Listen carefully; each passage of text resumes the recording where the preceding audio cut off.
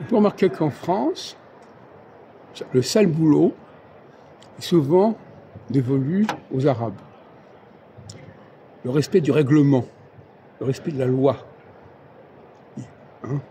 Alors voilà, si on a 3 minutes de retard, c'est plus possible, c'est le règlement.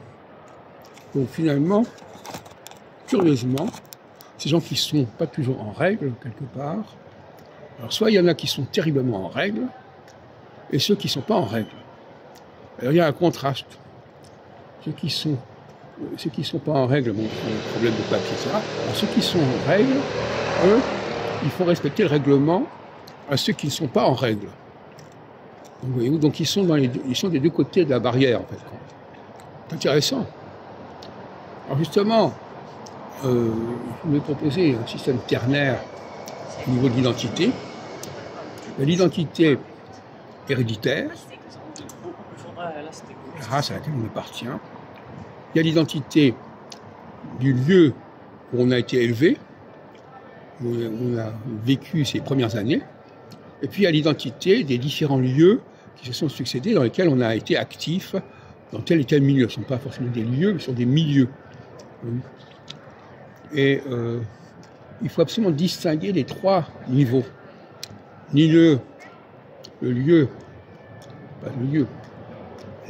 le sang d'un côté, le sol où on est né, et ensuite les terrains sur lesquels on a pu agir, on a pu fonctionner. C'est très intéressant au niveau du judaïsme, parce que il y a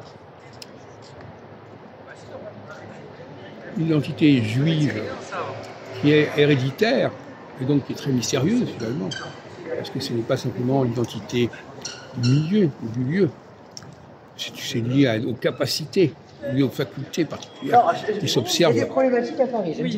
Paradoxalement, a posteriori. Finalement, ce qui est de l'ordre de la race, au niveau des facultés, c'est ce qui s'observe en dernier. En premier, on a le milieu dans lequel on est. En deuxième, on a le milieu dans lequel on peut évoluer, dans lequel on immigre, par exemple. Et puis en troisième lieu, finalement, comme on vient de le dire, il y a la prise de conscience de ces capacités héréditaires qui ne sont pas liées à ce qu'on a reçu, à l'éducation qu'on a reçue, mais à un certain génie, un certain instinct qui nous permet de réaliser un certain nombre de choses avec plus ou moins de talent, plus ou moins de génie.